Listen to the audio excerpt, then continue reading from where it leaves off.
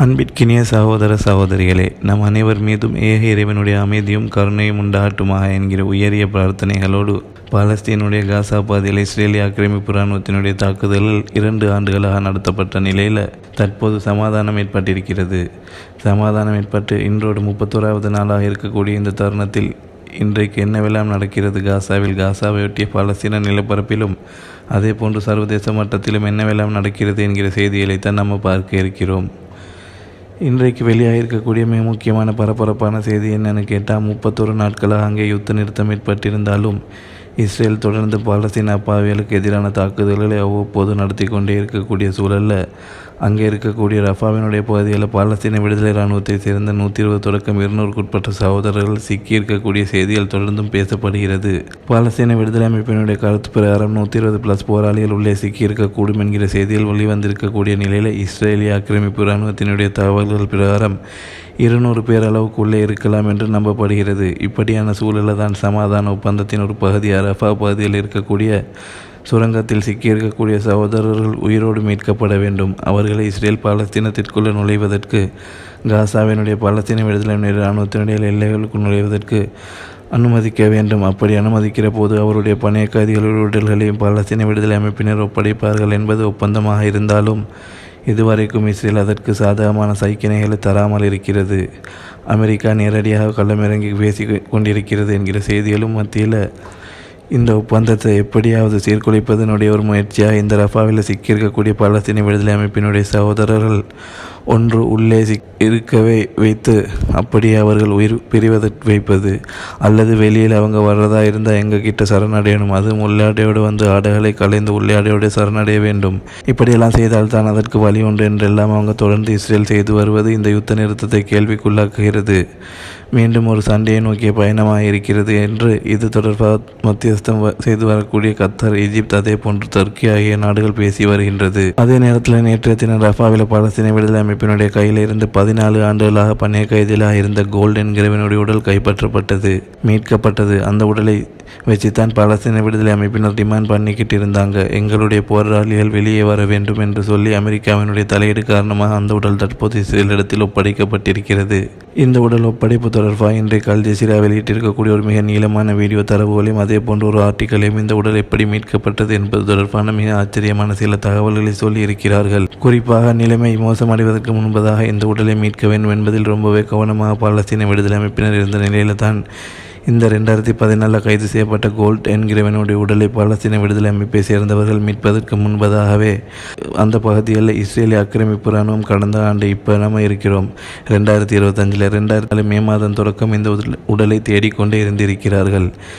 ஏன்னா அப்போவே இவங்க அறிவிச்சிட்டாங்க, உங்கள் அட்டாக்கில் கோல்டு கொல்லப்பட்டுட்டான் அப்படின்னு சொல்லி அறிவிச்சிட்டாங்க. அந்த அறிவித்த அவன் இராணுவத்தில் வேறு இருந்தவன் அறிவித்த காரணத்தினால் அந்த உடல் எந்த பகுதியில் அட்டாக் நடத்தினாங்களோ அந்த பகுதியில் தான் இருக்கிறது என்பதற்காக என்ன பண்ணாங்கன்னு சொன்னால் தொடர்ந்தும் அந்த உடலை இஸ்ரேலிய ஆக்கிரமிப்பு இராணுவம் தேடிக்கொண்டே இருந்தது. அது தொடர்பான சேட்டலைட் புகைப்படங்களையும் ஆதாரங்களையும் இன்றைக்கு அல் ஜசீராவினுடைய செனட் வெளியிட்டிருப்பதை நம்ம பார்க்க முடியும். அந்த ஏரியாவில் தேடிக்கொண்டே இருந்தாங்க. எவ்வளவு தேடியும் அவர்களுக்கு அந்த உடல் கிடைக்கவில்லை. ஆனாலும் வெறும் 2 நாட்கள் அது இடத்துல போய் பாலஸ்தீன விடுதலை அமைப்பினர் என்ன பண்ணாங்கன்னு சொன்னால் அந்த உடலை மீட்டு கொண்டு வந்திருக்கிறார்கள். இதை பற்றி இன்றைக்கு அல் ஜசீராவுக்கு பாலஸ்தீன விடுதலை அமைப்பினுடைய பேச்சாளர் விடுத்திருக்கக்கூடிய அறிவிப்பில் என்ன சொல்கிறார் என்று சொன்னால், இந்த பங்கர்களை எல்லாம் நாங்கள் 20 ஆண்டுகளாக காட்டியிருக்கிறோம். ஏதோ அந்த இடத்தை ஒரு வருஷமாக கண்ட்ரோலில் வச்சிருக்கிறோம்ன்றதுக்காக இந்த பங்கர் எப்படி இருக்கும், பங்கருக்குள்ளே நாங்கள் பிணத்தை எங்கே வச்சிருப்போம் என்றெல்லாம் இஸ்ரேல் நினச்ச மாதிரி வந்து எடுத்துக்கிட்டு போகலாம்னா எக்காரணம் கொண்டும் அவர்களால் எடுக்கவும் முடியாது, அதற்கு வாய்ப்பும் கிடையாது. ஏன்னா 20 ஆண்டுகள் காசாவினுடைய பங்கர்கள் தயாரிக்கப்பட்டிருக்கிறது. எனவே அது எங்களுக்கு தான் தெரியுமே தவிர உங்களுக்கு தெரியாது என்று சொல்லப்பட்டிருக்கிறது. அதே நேரம் செயற்கைக்கோள் படங்கள் இஸ்ரேலுடைய தோல்வியை வெளிப்படுத்துகின்றன என்கிறது அல் ஜசீரா. ஏன்னா கடந்த ஆண்டு மே மாதம் முதல் செப்டம்பர் வரைக்கும் தொடர்ச்சியாக இந்த பங்கர் ஏரியாவிலே இந்த கோல்டுங்கிறவனுடைய உடல் அவங்க தேடிக்கிட்டே இருந்திருக்கிறாங்க. பல மாதங்களாக தேடியும் அவர்களுக்கு இந்த உடலை பெற்றுக்கொள்ள முடியவில்லை. ஆனால் பாலஸ்தீன விடுதலை அமைப்பை சேர்ந்தவர்கள் உடனே போய் எடுத்துட்டாங்க. இன்னும் சொல்லப்போனால் இந்த உடல் எங்கே எடுத்தாங்களோ அந்த ஏரியாவில் இருந்து ஃபிலடெல்ஃபியா காரிடோர் வரைக்கும் அந்த எல்லையில் ஒரு பாதுகாப்பு முகாமை இஸ்ரேலிய ஆக்கிரமிப்பு இராணுவம் அமைத்திருக்கிறார்கள். அவங்களுடைய இராணுவத்தை வச்சு அந்த முகாமுக்கு இப்பொழுது உடல் கண்டுபிடிக்கப்பட்டிருக்கக்கூடிய இடத்திற்கு மேலில் வெறும் 135 மீட்டர் தூரம்தான் இருக்கிறது. அப்போ எல்லா இடத்தையும் தோண்டியும் அவங்களால் உடலை எடுக்க முடியவில்லை. நவம்பர் 8ஆம் தேதியும் அவர்கள் அந்த இடத்தை தோண்டியிருக்கிறார்கள். அப்பொழுதும் அவர்களால் அந்த உடலை மீட்க முடியவில்லை என்கிற நிலையில் தான் சர்வதேச செஞ்சிலுவை சங்கமும் பாலஸ்தீன விடுதலை அமைப்பினுடைய படைப்பிரிவுகளும் இணைந்து அந்த ஏரியாவில் போய் என்ன பண்ணாங்கன்னு சொன்னால், இஸ்ரேலுடைய கண்ட்ரோலில் இருக்கக்கூடிய ஏரியா இது. சர்வதேச செஞ்சிலுவை சங்கம் போனால் அவங்க அனுமதிக்கணும். இந்த யுத்த விதிமுறைகள் பிரகாரம் உள்ளே போய் தேடும்போது அல் ஜசீரா இது தொடர்பான புகைப்படங்களை வெளியிட்டிருக்கிறது. இதெல்லாம் இஸ்ரேல் தோண்டிய இடங்கள். அதே இடத்தில் போய்தான் அவர்கள் 6 மணி நேரம் கிட்டத்தட்ட பாலஸ்தீன விடுதலை அமைப்பினர் உடலை தேடினார்கள். 6 மாதங்களா 7-8 மாதங்களா இஸ்ரேல் தேடி கிடைக்காத உடல் வெறும் 6 மணி நேரங்களில் பாலஸ்தீன விடுதலை அமைப்பிட கையில் கிடைச்சிருக்கிறது. கிடைத்தது தொடர்பாக இன்றைக்கு இஸ்ரேலுடைய ஊடகங்கள் வெளியிட்டிருக்கக்கூடிய அறிவிப்பில் கடந்த கோடை காலம் முதலாக ரஃபா லெப்டினன்ட் ஜெனரல் ஹதரின் கோல்டினுடைய உடல்களை தேடிக்கொண்டிருந்தோம், ஆனால் அது கிடைக்கவில்லை என்று சொல்லி அவர்கள் சொல்லியிருப்பது மட்டுமில்லாமல் இஸ்ரேலுடைய பத்திரிகையாளர் அமித் சகல் வெளியிட்டிருக்கக்கூடிய அறிவிப்பில் என்ன சொல்கிறாருன்னா, இஸ்ரேல் இராணுவத்தினுடைய மிகப்பெரிய தோல்விகளில் இதுவும் ஒன்று. ஏன்னா வருடக்கணக்காக அவங்க அந்த இடத்துல உடம்பை தேடி இருக்கிறாங்க, அவங்களால் எடுக்க முடியலை. பாலஸ்தீன விடுதலை அமைப்பு வெறும் 6 மணி நேரத்தில் அந்த இடத்துல இருந்து உடலை எடுத்திருக்கிறார்கள் என்பது அவர்களுக்கு தான் இதை பற்றிய முழுமையான அறிவு இருக்கிறது என்பது புலப்படுகிறது. எனவே காசாவுக்குள்ள சுரங்கங்களை அழிக்கிறங்கிறதோ இல்லாமல் ஆக்கிறங்கிறதோ அசாத்தியமானது என்று மிக தெளிவாக இன்றைக்கு இஸ்ரேலுடைய மாறி செய்தி பிரிவும் வெளியிட்டிருக்கக்கூடிய செய்திகள் அல் ஜசீரா தொட்டு காட்டியிருக்கக்கூடிய நிலையில் இஸ்ரேல் ஆக்கிரமிப்பு இராணுவம் இன்றைய நாள் அதிகாலை முதலாக ஜோர்தானுடைய எல்லையிலும் வெஸ்ட் பேங்கினுடைய பகுதியிலே பெரிய அளவிலான இராணுவ பயிற்சிகளை மேற்கொண்டு வருகிறது. ஜோர்தான் இதை கண்டிக்கவோ எதிர்க்கவோ எதுவுமே பண்ணலை. அவருடைய எல்லையில் இராணுவ பயிற்சி நடைபெற்று வருகிறது. குறைந்தபட்சம் கண்டனமாவது தெரிவித்திருக்க வேண்டும். ஆனால் அவர்கள் எந்த கண்டனங்களையும் வெளியிடவில்லை. 3 நாட்களுக்கு தொடர்ந்து இந்த இராணுவ பயிற்சிகளை அவர்கள் மேற்கொள்ள இருப்பதாக சொல்லப்படுகிறது.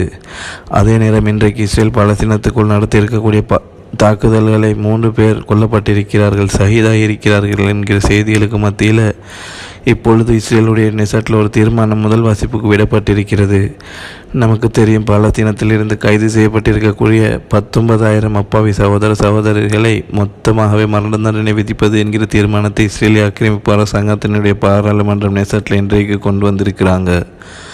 முதல் வாசிப்பு இன்றைக்கு வாக்கெடுப்புக்கு விடப்படுகிறது. இஸ்ரேலியாயும் வெளியிட்டிருக்கக்கூடிய செய்தியில் இது எக்காரணம் கொண்டு மீள திருத்த முடியாத ஒரு சட்டமாக பாஸ் பண்ண போகிறாங்க. அதாவது கோர்ட்ஸில் போய் ஒரு நீதிபதி தீர்ப்பு கொடுத்தா கூட இன்னொரு நீதிபதி கிட்ட போய் அதற்கான உரிமைகளை கேட்க முடியும் என்கிற நிலையில் இப்பொழுது பாராளுமன்றத்தில் கொண்டு வரப்பட்டிருக்கக்கூடிய இந்த தீர்மான பிரகாரம் நீதிமன்றங்கள் கூட தலையிட முடியாது. மொத்தமாக இவர்கள் அத்தனை பேருக்கும் மரண தண்டனை விதிக்கப்படுகிறது. கட்டாய மரண தண்டனையாக இது மாற்றப்பட போகிறது என்ற செய்திகளும் இன்றைக்கு வெளியாகி இருக்கிறது. பாலஸ்தீனத்தை சேர்ந்த அப்பாவி சகோதரிகள் தான் இதில் சிக்கியிருக்கிறார்கள். அவர்கள் தான் தற்போது அநியாயமாக கொல்லப்பட இருக்கிறார்கள், தூக்கிலே தொங்கவிடப்பட இருக்கிறார்கள் என்கிற கவலைக்குரிய செய்திகள் இன்றைக்கு வெளியாகி இருக்கிறது. இதே நேரத்தில் இதை தடுக்கும் விதமாக நாங்கள் அமெரிக்காவோடு பேச்சுவார்த்தையில் ஈடுபட்டிருக்கிறோம் என்று இன்றைக்கு துருக்கி வெளியிட்டிருக்கக்கூடிய அறிவிப்பிலையும் சொல்லியிருக்கிறார். அதே நேரம் பாலஸ்தீனுடைய விடுதலை இராணுவத்தை சேர்ந்த 200 பேர் 120 தொடக்கம் 200 பேரை வெளியே எடுக்கக்கூடிய ஒப்பந்தத்தில் துருக்கி நேரடியாக பங்கெடுக்கிறது என்கிற செய்தியிலே அங்கிருந்து இன்றைக்கு வெளிவரக்கூடிய செய்திகளையும் நம்ம பார்க்க முடிகிறது. எனவே தொடர்ந்து பாலஸ்தீனத்துடனே ஒரு நிலை மிக கடுமையான நிலையாக இருக்கிறது. இன்றைக்கு அமெரிக்காவில் இருக்கக்கூடிய அறிவிப்பில் 670 கண்டெய்னர்கள் வீதம் ஒவ்வொரு நாளும் உணவுகள் உள்ளே அனுப்பப்படுகிறது என்கிறார்கள். ஆனால் பாலஸ்தீன விடுதலை அமைப்பினுடைய சுகாதார அமைச்சகம் வெளியிட்டிருக்கக்கூடிய அறிவிப்பில் ஒரு நாளைக்கு வெறும் 190 லோரிகள் மாத்திரம்தான் உள்ளே வருகிறது என்று சொல்லியிருக்கிறார்கள். அரபு நாடுகள் சமாதானத்தை கொண்டு வந்துட்டோம்ங்கிற பெயரில் இதை பற்றி மேலதிகமாக பேசாமல் இருக்கக்கூடிய சூழலில் பாலஸ்தீன மக்கள் தொடர்ந்தும் இது தொடர்பான கஷ்டங்களிலும் துன்பங்களிலும் துயரங்களிலும் சிக்கிக் கொண்டிருக்கிறார்கள் என்ற செய்திகளை இன்றைக்கு நம்ம பார்க்க முடிகிறது. இப்படியான சூழ்நிலையில் தான் இன்றைக்கு மேலதிகமாக வந்திருக்கக்கூடிய ஒரு செய்தி என்னென்னா, அமெரிக்காவினுடைய நியூயார்க்கில் மேயராக தெரிவு செய்யப்பட்டிருக்கக்கூடிய சஹ்ரான் மம்தானி அவர் வெளிநாட்டை சேர்ந்த அவருடைய தாயும் தகப்பனும் வெளிநாட்டினர். அமெரிக்காவில் குடியேறியவர்கள். அவர்கள் முறைப்படி குடியுரிமை பெற்று தேர்தலை நிற்கிற அளவுக்கு அவர் வளர்ந்திருக்கிறார். இப்பொழுது அவருடைய குடியுரிமை பரிசீலிக்கப்பட வேண்டும் என்கிற கோரிக்கை விடுக்கப்பட்டிருக்கிறது. அவரது தகப்பன் எப்படி வந்தார், தாய் எப்படி வந்தாங்க, அவங்களோட குடியுரிமை சரியாக இருக்குதா என்று சொல்லி, ஏன்னா இன்னும் 1 மாதம் இருக்குது. டிசம்பருக்கு பிறகு ஜனவரி 5ஆம் தேதி மேபி அவர் பதவியை ஏற்றுக்கொள்வார். அவர் பதவியை ஏற்றுக்கொள்வதற்கு முன்பதாக அவருடைய குடியுரிமை மிஸ்டேக் ஆனது என்கிறது அரசாங்கம் நிரூபிக்கிறதுக்கு தடுமாறுறாங்க. டொனால்ட் ட்ரம்பினுடைய கவர்மெண்ட் அப்படி நிரூபித்தால் அவருக்கு மேயராக முடியாது என்பதற்காக இந்த முயற்சிகளை செய்கிறார்கள். பொறுத்திருந்து பார்ப்போம் என்னவெல்லாம் நடக்கப் போகிறது என்பதை. சஹ்ரான் மம்தானிக்கு இஸ்ரேல் பயப்படுவது ஏன் என்று இன்றைக்கு அல் ஜசீரா வெளியிட்ட ஒரு தனியான ஆர்டிக்கலை நாங்கள் பார்க்க முடிகிறது. பொறுத்திருந்து பார்ப்போம் என்னவெல்லாம் நடக்கிறது என்பதை. பாலஸ்தீனம் வெற்றி பெற வேண்டும், பாலஸ்தீனம் சுதந்திரம் அடைய வேண்டும், பாலஸ்தீன மக்களும் நம்மை போன்று நிம்மதியானவர்களாக மாற வேண்டும், வாழ வேண்டும் என்கிற உயரிய பிரார்த்தனைகளோடு பாலஸ்தீன பவியலுக்காக தொடர்ந்தும் ஜனநாயக ரீதியாக குரல் எழுப்புவோமாக.